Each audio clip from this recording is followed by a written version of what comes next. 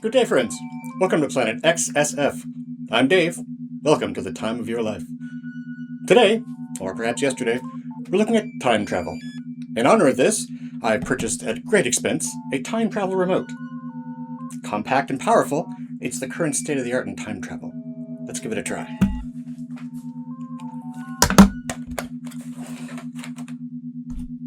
Safety first.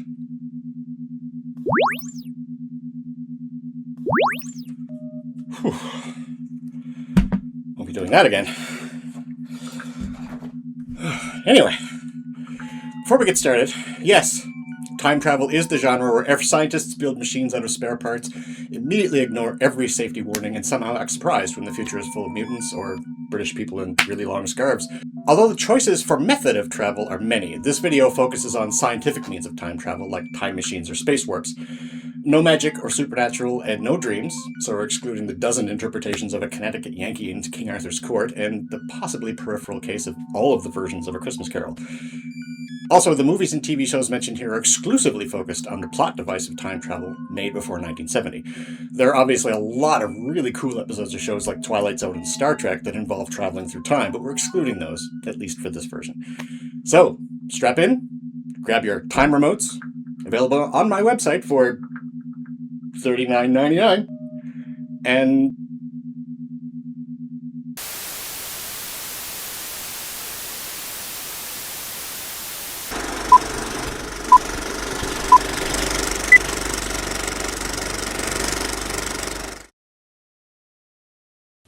Time Flies, 1944. A music hall performer and his companions are accidentally swept back to Elizabethan England by a professor's experimental time machine, leading to comic historical misunderstandings, which is pretty common in British comedies. Musical comedy sci-fi is a genre that thankfully didn't last very long. World Without End, 1956. 4 astronauts returning from mankind's first mission to Mars enter a time warp and crash on a 26th century Earth devastated by atomic war. Our heroes meet with hideous mutant cavemen, giant spiders, love-struck beauties in short dresses, and jealous old geezers in sparkly skullcaps as they struggle to save humanity and build a new world. World Without End features an early screen role for Australian-born Rod Taylor, who stars in another film on this list. As a B-movie, World Without End received few critical reviews, although one reviewer commented that the appearance of a shirtless Rod Taylor contains, quote, the best bit of beefcake in the entire genre. World Without End was partly made in order to reuse footage and costumes from the earlier Allied artists' science fiction film Flight to Mars, 1951. A number of people who worked on the film went on to have notable film careers, including Sam Peckinpah, who was dialogue director, and Walter Mirisch, who was an executive at Allied Artists. Unusual for a science fiction film, no one who worked on the special effects received screen credit. Beyond the Time Barrier, 1960. An experimental pilot testing a new rocket-powered craft, a Convair F-102 Interceptor for you jet freaks out there, manages to fly into the future and land at the now-deserted airbase he already left. He ends up in a city with people who are suspicious he is a spy, but who want to keep him to procreate with their ruler's daughter because the majority of the inhabitants are sterile. This is a rather long distance to travel for a traveling salesman joke.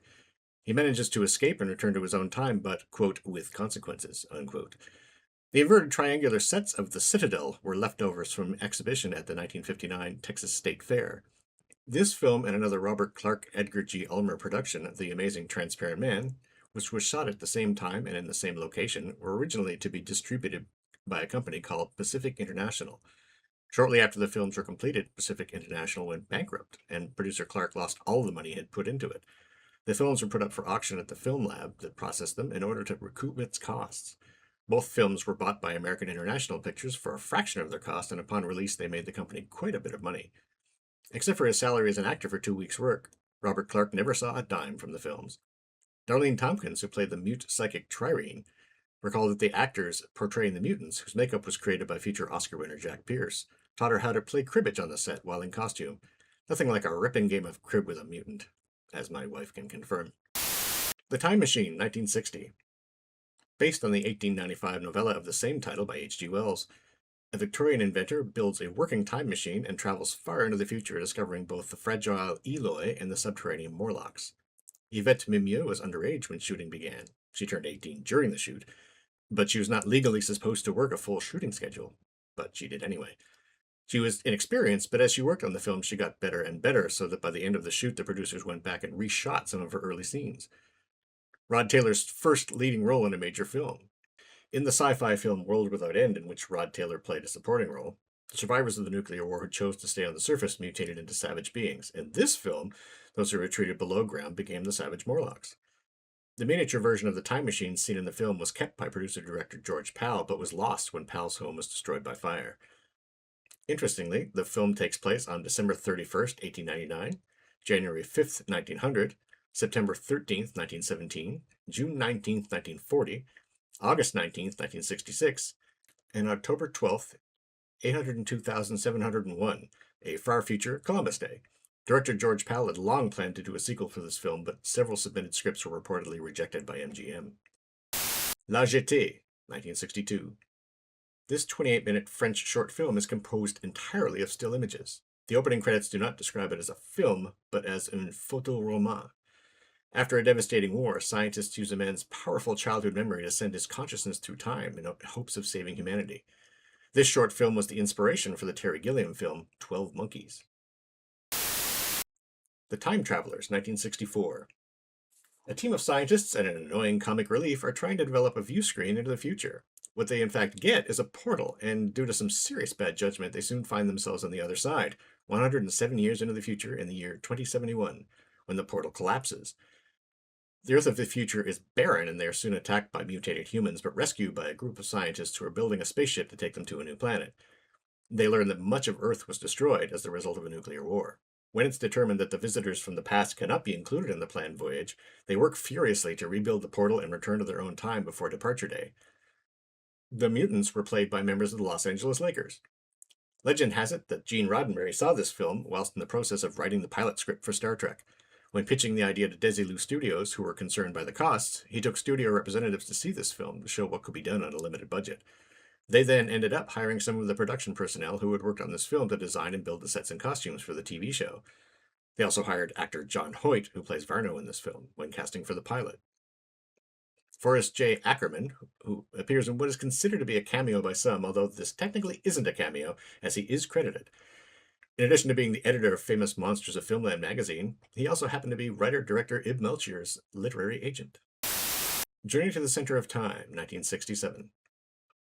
A loose remake of The Time Travelers, also known as Time Warp.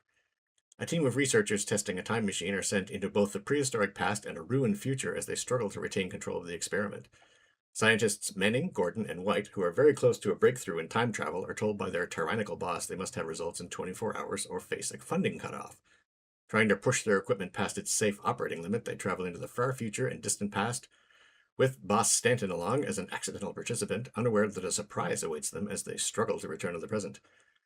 The scene on the screen of the spaceship on the launch pad was lifted from the 1964 movie The Time Travelers. When the time portal starts misbehaving, our old pal, the rat-bat spider crab from Angry Red Planet, is briefly glimpsed on the screen. Trust me when I tell you that this film displays the more negative aspects of time travel, mainly that it's 82 minutes worth of your time you will never ever see again. Planet of the Apes, 1968.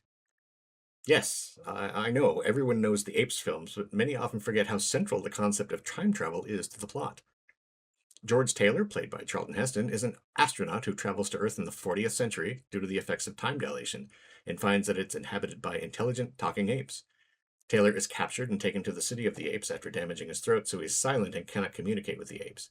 Charlton Heston was sick during most of the film with the flu. Rather than wait for him to get better, the producers felt his hoarse voice added something to the character of Taylor. According to Heston's diary, after filming the scene where Taylor and Nova are forcibly separated, he wrote that he was feeling like hell while shooting because of his illness, and felt even worse every time the damn fire hose hit me. Taylor's line, "Take your stinking paws off me, you damn dirty ape," was voted as the number 66 movie quote out of 100 in 2005 by the American Film Institute. The film won an honorary Academy Award for John Chambers for his outstanding makeup achievement, one of the first films to have a major large-scale merchandising tie-in. Merchandise related to the film included toys and collectibles, action figures, picture and storybooks, trading card sets, books, records, comics, and a series of graphic novels from Marvel Comics. Beneath the Planet of the Apes, 1970. The first of many live-action and animated sequels and spin-offs to Planet of the Apes. Brent, an astronaut following Taylor's known flight trajectory, is part of a search and rescue team that crash lands on an unknown planet much like Earth in the year 3955, with Brent the only survivor of the team. What Brent initially does not know, much like Taylor didn't when he landed here before Brent, is that he had landed back on Earth in the future, in the vicinity of what was New York City. Brent finds evidence that Taylor has been on this planet. In Brent's search for Taylor, he finds the planet is run by a barbaric race of English-speaking apes, whose mission is, in part, to annihilate the human race. Brent eventually locates some of these humans, who communicate telepathically and who live underground to prevent detection by the apes. These humans, who are in their own way as barbaric as the apes, want in turn to protect their species. Brent must figure out a way to save himself, which may be more difficult to accomplish in the battle between the dominant species on this planet. When a sequel to the first film was proposed, the first writer contacted was Rod Serling, although his involvement was prevented due to other projects, most notably TV's Night Gallery. Serling came up with the ideas of underground ruins and a leftover atomic bomb. The film went through extensive rewrites, including one by star James Franciscus. Despite destroying the world at the end of this film, spoiler alert, producers demanded a sequel, which was eventually released as Escape from the Planet of the Apes in 1971. The screenwriter, Paul Dane, had reportedly received a telegram that read, "Apes Live, sequel required."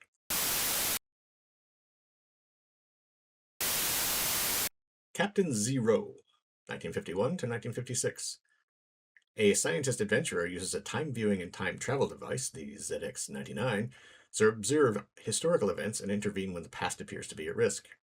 Like early episodes of the better-known time travel series that premiered in the UK more than a decade later, most episodes of Captain Zero were melodramatic history lessons for children.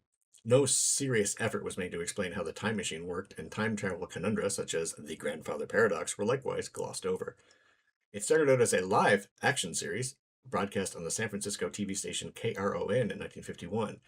In 1953, the series was aired on the Los Angeles TV station KTTV, again live. All 51 live episodes were 15 minutes in length. The show was nationally syndicated beginning in 1955 and expanded to include 26 filmed episodes for a total of 77 for the full series. Every episode ended with this announcement. Be sure to be standing by when we again transmit you to this remote location on the planet Earth, where Captain Zero and his associates will conduct another experiment in time and space. It's About Time, 1966-1967. This science fantasy comedy television series aired on CBS for one season of 26 episodes from September 11, 1966 to April 2, 1967.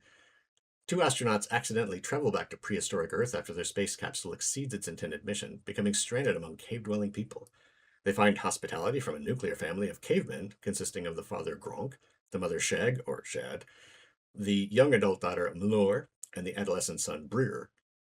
Halfway through the season, in a desperate attempt to bolster the show's low ratings, the plot was reversed. The astronauts found a way to return to 1966 and took the Stone Age family with them. The rest of the season, about 18 episodes, was about Gronk, Shad, and the others trying to adjust to New York City in 1966. The series was, in part, inspired by a note a CBS executive gave Sherwood Schwartz for his better-known show, Gilligan's Island, suggesting, quote, Gilligan should be given a pet dinosaur, unquote. The show used many of the same incidental music cues and props featured in Gilligan's Island. The Time Tunnel, 1966-1967. Scientists Tony Newman and Doug Phillips are the young heads of Project TikTok, a multi-billion-dollar government installation buried beneath the desert. They have invented a time tunnel which will allow people to visit anywhere in time and space. While testing the tunnel for an impatient senator, Newman and Phillips become trapped in time and each week coincidentally found themselves at the site of an important historical event, be it the Siege of Troy, the sinking of the Titanic, or an assassination attempt on President Lincoln. At the time of its production from 1966 and 67, the series was the most expensive television show ever produced by any studio. The Time Tunnel complex took up 2 huge sound stages at 20th Century Fox. Many episodes made extensive use of stock footage from the 20th Century Fox film library, which allowed Irwin Allen to do shows against an epic backdrop that could not have been done on a television budget.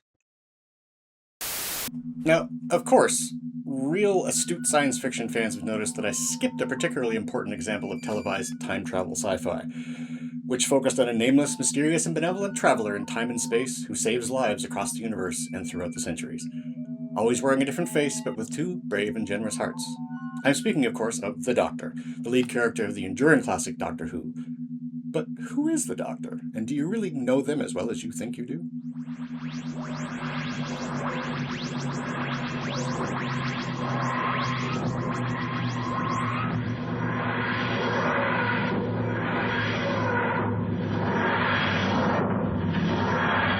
Cool. So, of course, even people who don't like sci-fi have at least heard of Doctor Who, the science fiction classic that originally ran from 1963 to 1983 and returned in 2005, running until its current hiatus in 2026. But did you know there's more than one Doctor?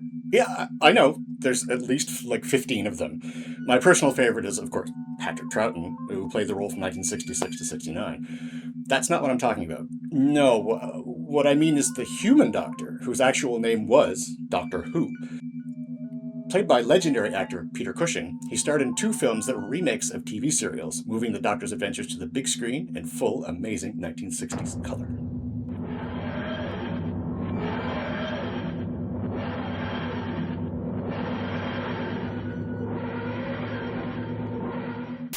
Doctor Who, 1963 to 1983, the classic series. An alien traveler known as the Doctor journeys through time and space in the TARDIS, confronting historical dangers, alien threats, and paradoxes across eras. The Doctor faces many threats across many generations, from the Daleks, the Cybermen, and his Time Lord adversary, the Master, to the sinister Davros, creator of the Daleks. The series was originally devised as an educational program for kids, with co-creator Sidney Newman, a Canadian by the way, having no intention of featuring bug-eyed monsters. The first episodes featured cavemen, but when the Daleks were introduced, the attitude of the program was forever changed. Even so, the series continued to alternate between science fiction and purely historical stories for several seasons. When it became clear that failing health was affecting his performance and relationship with the cast and crew, William Hartnell, the first actor to play the Doctor, was asked to leave the show. Rather than cancel a successful series, story editor Jerry Davis came up with the Doctor's ability to regenerate his body when he's near death, which allows for the smooth transition from one actor to another playing the role, although this was not called regeneration in the series at the time. And the rest, if you'll pardon me for saying so, is history. Doctor Who and the Daleks, 1965. An eccentric inventor and his companions use the TARDIS to travel to the planet Skaro, where they encounter the Daleks and a threatened alien civilization. Instead of the alien Doctor we see in the TV series, this Doctor is entirely human, and he's built his time-traveling TARDIS himself, rather than having stolen it from his own planet Gallifrey. The film mirrors the plot of the TV serial The Daleks, when Doctor Who shows his TARDIS to the clumsy Ian, who is boyfriend of the granddaughter Barbara. He accidentally transports them and Doctor Who's granddaughter Susan to somewhere in space and time. They explore the spot and see a city. Doctor Who fakes a leak in the fluid, and they go to the city to seek Mercury to refill the component. They're captured by the Daleks, and soon they learn that a war between Daleks and Thals has destroyed the planet. Further, they are exposed to radiation, and only the Thals have the antidote. Most Doctor Who fans consider this and the sequel to be set in an alternate universe to that of the TV series. Daleks, Invasion Earth, 2150 AD, 1966. A remake of the 1964 Doctor Who TV serial The Dalek Invasion of Earth. The Doctor and his companions travel by TARDIS to a future Earth occupied by Daleks, joining the human resistance against the invaders. Policeman Tom Campbell stumbles into the TARDIS on a normal day and ends up being taken to 2150 AD by Doctor Who. The future seems to be deserted, but the group soon finds out the world is currently being controlled by the evil Daleks. Those who have still survived are in hiding to prevent them from being turned into Robomen. Doctor Who teams up with the survivors in order to take down the Daleks. The set designers often use everyday household items as alien Dalek technology. On multiple occasions, you can see lava lamps as exotic decorations. The devices used to convert and program the Robomen are simply salon hairdryers retrofitted with cables and futuristic elements to make them look more sci-fi. The Roboman helmets are 1960s motorcycle helmets combined with a portable radio glued to the side of the helmet. The outer curved plastic cover used on the device were taken from public telephones usually attached to walls and not telephone boxes. This sequel to 1965's Doctor Who and the Daleks was to have been followed by a third movie based on the 1965 story, The Chase. This was never made due to disappointing box office results from the first 2 movies and the producers thinking The Chase would not have made a very good movie. From music hall mishaps and rocket-powered accidents to blue police boxes, mutant futures, and tunnels through history, time travel has built up a remarkably rich legacy on both movie screens and television sets. These stories keep returning to the same irresistible question. What would we do if we could step outside our own moment and see yesterday, tomorrow, or the end of everything? But if these films have taught us anything, it's that traveling through time is never as simple or as safe as it looks. One wrong leap can strand you in a radioactive future, rewrite history, or worst of all, bring you face to face with yourself. And as every seasoned time traveler knows, that is the kind of paradox best left on the screen. Thanks for traveling with me today. If you enjoyed this timely walk through history, please like and subscribe. It means a lot that more of you are watching all the time. Thank you so much. Join me again as I grab my shovel and dig another hole in the sci-fi sandbox. I'm Dave. Thanks for taking the time to be here. See you next time, and remain awesome until further notice.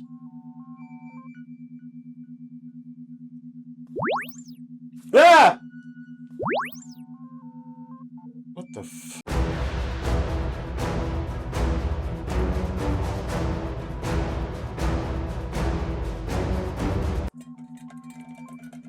Nice helmet. Thanks.